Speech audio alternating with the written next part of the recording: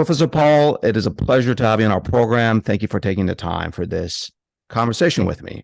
I want us to get into the roots of the Republican Party so we can go way back.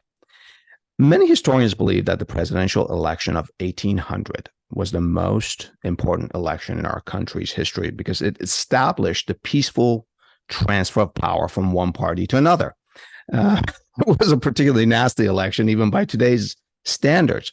So in his first inaugural address on March 4, 1801, Thomas Jefferson, our third president, made the following conciliatory statement.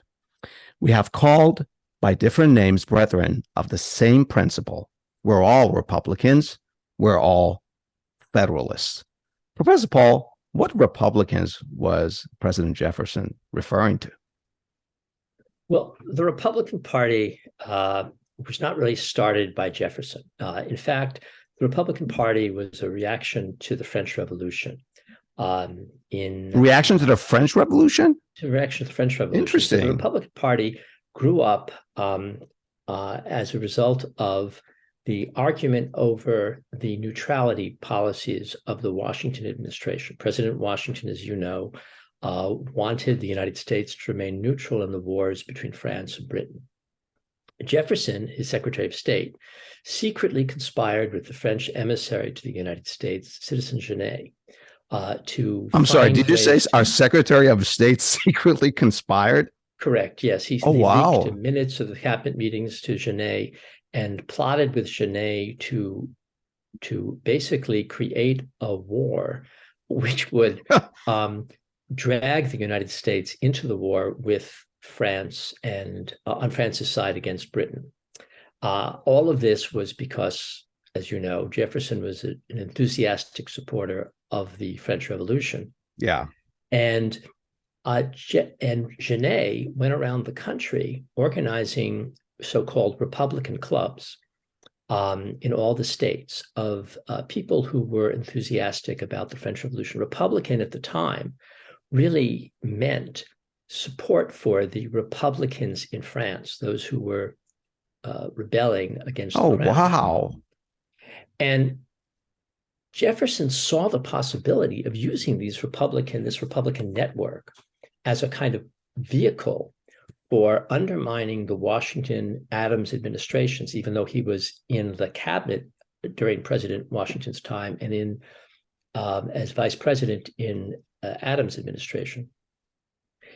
And he was successful, of course, and he came to power in 1800. And the Federalists criticized the Republicans as the Federalists being a party of John Adams and Washington, and right? Washington and basically Hamilton, those people, Alexander Hamilton, those people who favored a strong central government and who supported the Constitution, which Jefferson was kind of skeptical about.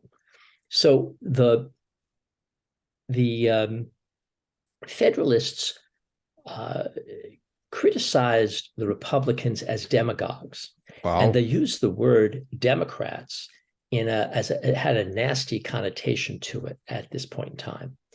And so they called them the Democratic Republicans. And the Republicans under Jefferson decided to appropriate that term and use it. So they became the Democratic Republican Party. That was Jefferson's party, the Democratic Republican Party. And they were essentially populists. They were in favor of the agrarian slaveocracy in the South. They were hostile to commerce. They were hostile to the growth of cities. They basically were defenders of the status quo. Yeah. And of states' rights over the rights of the national government, which of course translated meant that they were defenders of the slaveocracy. That party very soon basically drove the Federalists out of office. The Democratic Republican Party was enormously successful under Jefferson, Madison, and Monroe. By the time Monroe... They essentially held the White House for, what, 20-some years, right? Yeah. Right. And so for 24 years. Mm-hmm. And they basically had dominated the political scene. And then John Quincy Adams, the son of John Adams, runs himself as a Democratic Republican, as a Republican. Not as a Federalist. Not as a Federalist. So the Federalists at this point are just kind of, there's one or two of them kicking around like John Marshall, but basically the Federalists are not taken very seriously. Okay. So John Quincy Adams was elected as a Republican, although the Republicans are very suspicious of him as being really kind of a closet Federalist or / monarchist. I love it, closet Federalist. Okay. And then you have Jackson, who was also running as a Republican, because that's the only party around, right? And Jackson accuses John Quincy Adams falsely of having won the presidency in a so-called corrupt bargain. Yeah. With Henry Clay. And he uses this as his sort of taking off point to win the presidency in 1828. So Jackson gets elected in 1828, and Jackson, he basically represents one wing of the Republican Party, and that wing becomes known as the Democracy,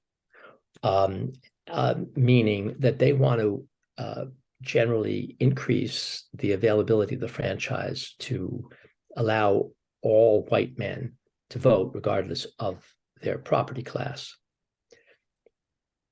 The other wing of the Republican Party, which is represented by John Quincy Adams, is the National Republicans.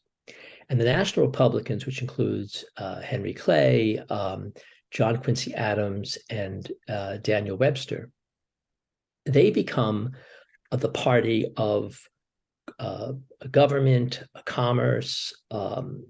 They're sort of more future-oriented.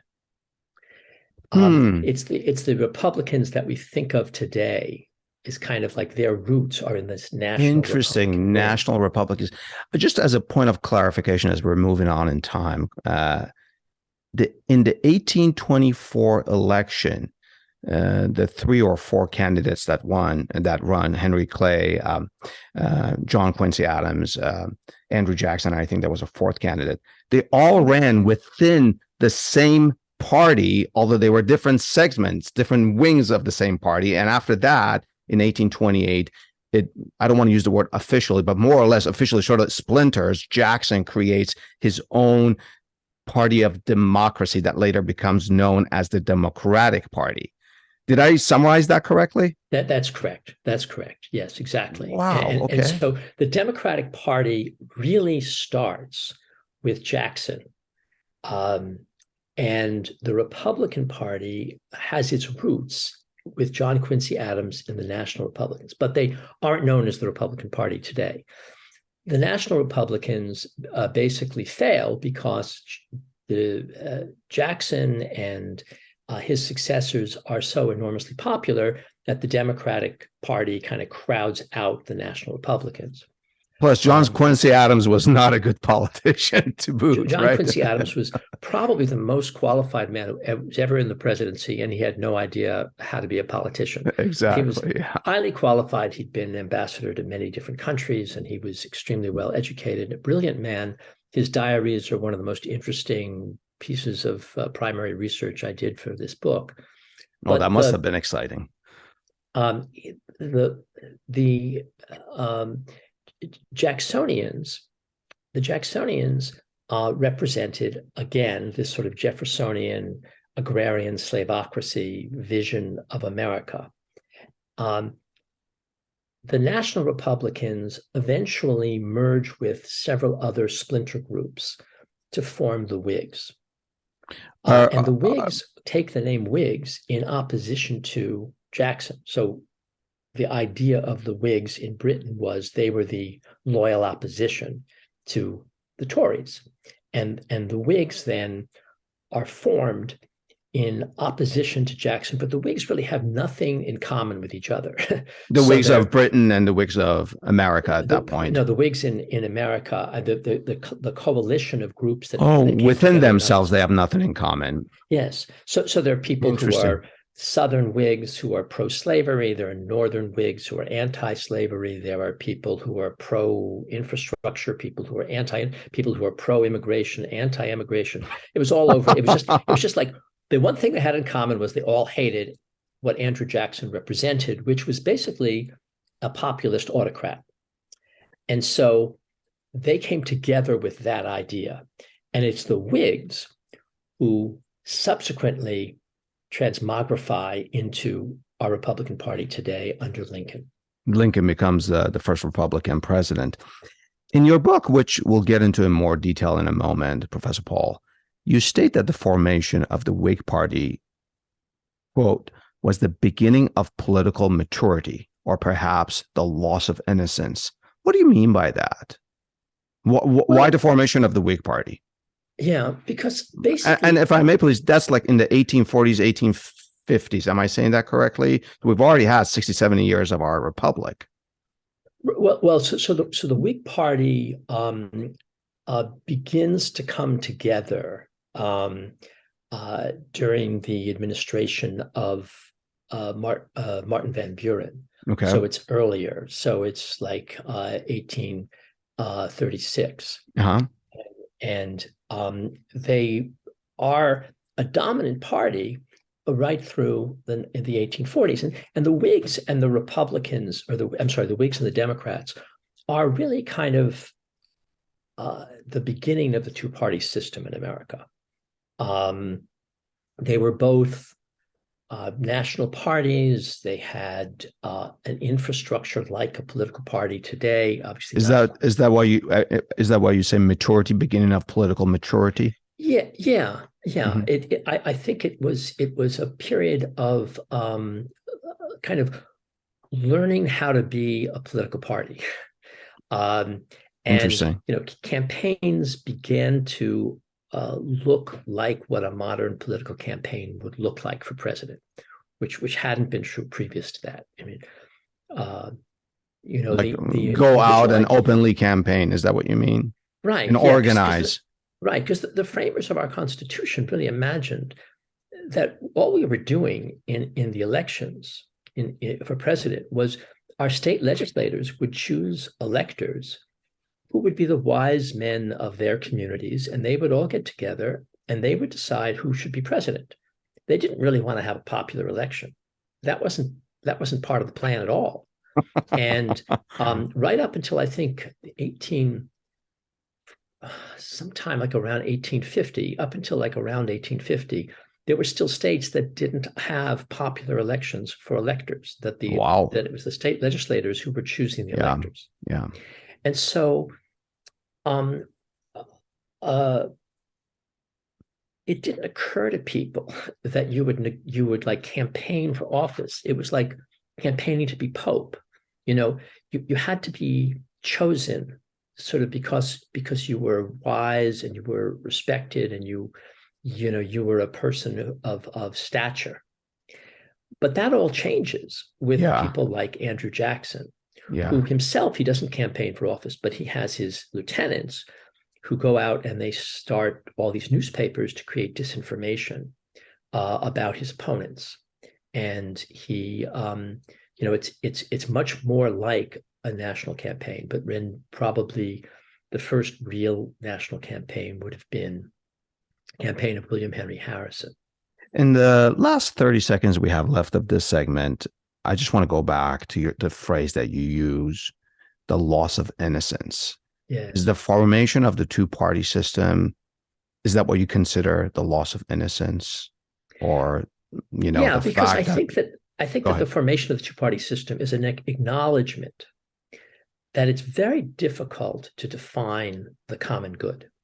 That the notion that Madison and Jefferson had was sort of like rational people would get together and we could all agree on what the common good was. And what the formation of the Whig Party represented was the acknowledgement that we have, people of good faith who have just different visions of what America should be. And it's that which I consider to be the loss of innocence. And that continues to our day. Now, as we see in our politics, we'll be back after a short break to talk about the founding principles of the Republican Party. We'll be right back.